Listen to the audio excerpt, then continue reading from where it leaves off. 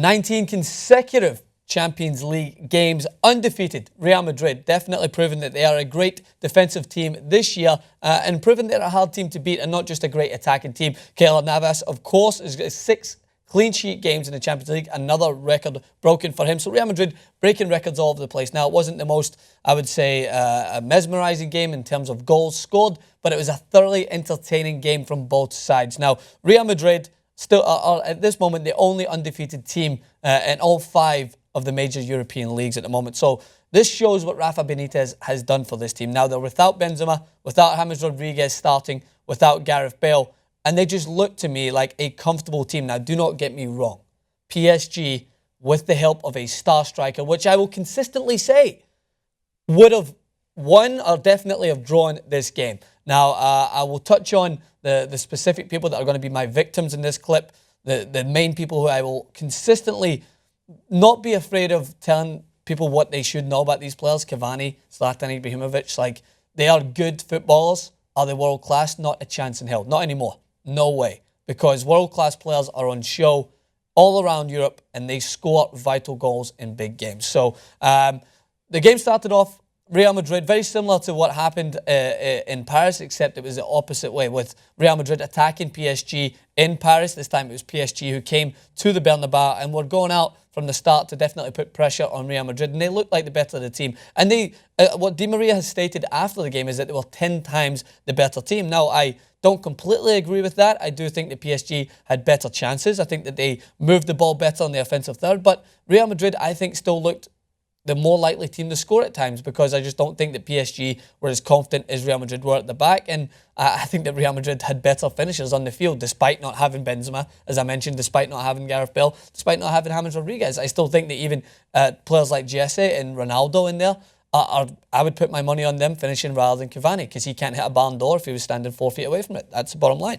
So the game didn't go to plan for Real Madrid, as Marcelo had to limp off. And you see Rafa Benitez had to ruffle some of the changes on the bench and bring on Nacho, who would be therefore the most unlikely, but the best substitution he would have made that day. He brought on Nacho, who did not give up on a loose ball that bounced up into the air, into the box, and the keeper trap comes out, and I don't understand what his thought process was in this situation.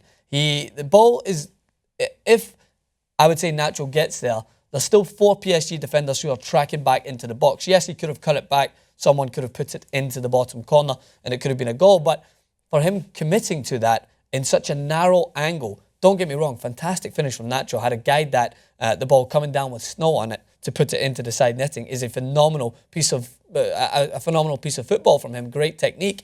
But what Trapp did was just gave him an open goal to direct that ball towards him. He even hesitated in his own decision, and that is not what you need at this stage in the Champions League. So from there, PSG did bounce back. I loved the hard work in the middle of the park from Matuidi, Verratti, and Thiago Motta in there. And what they did not have in the previous game, which they did have at this, was a creative bit of flair in between the 3 hard-working midfielders and their front pairing of Cavani and Zlatan, because Di Maria, I thought, was PSG's best player. Now, he was unlucky. He had several shots on goal. He hit the bar from a beautiful free kick right at the end. He had several chances, and I was just screaming, maybe not loudly in the studio, I didn't want to disturb anyone, but screaming to the TV, why are you passing to these guys? This is like your one friend who feels sorry for you, who just wants to consistently try and get you a goal.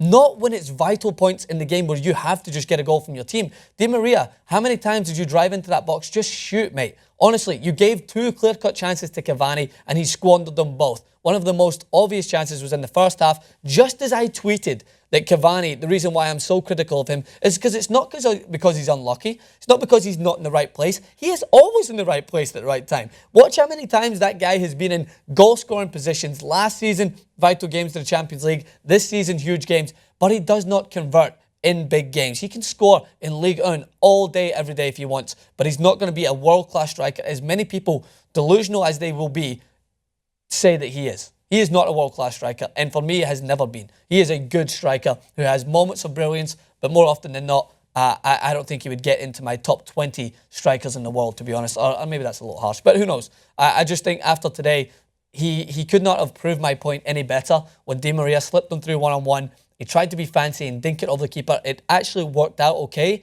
but not when you've got Varane, who's like lightning fast tracking back, because he's going to get that ball and he's going to clear it.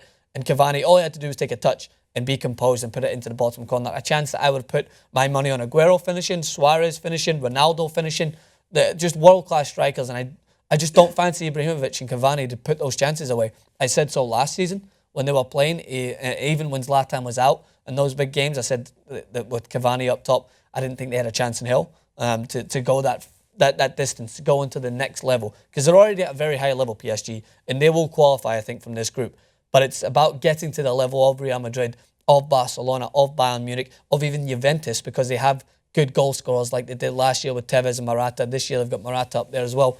And I just think that they need a striker who's going to put the ball into the back of the net in big games. That is all I can say for PSG. So I did feel bad for Di Maria coming back to his old team, where he seemed to show signs of that Di Maria that we knew and loved at Real Madrid. I would love to see him come back and be as consistent as that. The first game that they had, he was non-existent. He was a ghost. But to come back to the Bernabeu, it looked like he had a bit between his teeth. He was eager to show the fans what they were missing by letting him go. And I think that he was at the forefront of many of their attacks. Now, Real Madrid, I think that at times they still looked a little shaky and they didn't have the full execution that they needed. But I do like that midfield combination of Kroos, Casemiro and Modric. I think that has got all the makings for a good, strong midfield. And I think when Bale comes back with James and Benzema, they're going to look that more threatening up top. And the bottom line is that's another clean sheet for them. They may have got out of jail by Cavani not putting the ball into the back of the net, but the score doesn't lie. 1-0 to Real Madrid, and they qualify into the knockout stage comfortably, to be honest. So let me run through the rest of the scores in the Champions League, and we will be bringing you another clip talking about both the Manchester teams in action and all the other Champions League games with our best memes and tweets segment, so stay tuned for that. But as for right now, here's the rest of the Champions League scores. So Benfica with a 2-1 victory over Galatasaray. Borussia Mönchengladbach were held 1-1 by Juventus. A phenomenal piece of football from Paul Pogba. Dinked the ball in behind Liechtensteiner with a great volley into the bottom corner. And Juventus struggling against Borussia Mönchengladbach there. 1-1. Man United, as I will touch more on in the best memes and tweets segment. 1-0 victory. Huge win for them over CSKA Moscow. Who other than Wayne Rooney. Coming back from the dead, it seems, to get a vital goal for United. PSV, 2-0 victory over Wolfsburg. As I mentioned, Real Madrid, 1-0 victory over PSG. Sevilla fall 3-1 to Manchester City. Manchester City qualify for the knockout stages with 2 games left. A great achievement for them. Shakhtar demolish Malmo 4-0, and Astana and Atletico Madrid share evens at 0-0. So that's all from us when it comes to Real Madrid and PSG. I'll be touching on the other games as I mentioned, so check out that clip. Come back to me here on TYT Sports Talking Football as always. Follow me on Twitter at Francis_Maxwell. And as always, guys, thanks. Share your comments. I love to connect with you guys. If you think that Cavani is still world class, I'm going to disagree. Probably going to respond. Probably going to get into a debate. But let's do it.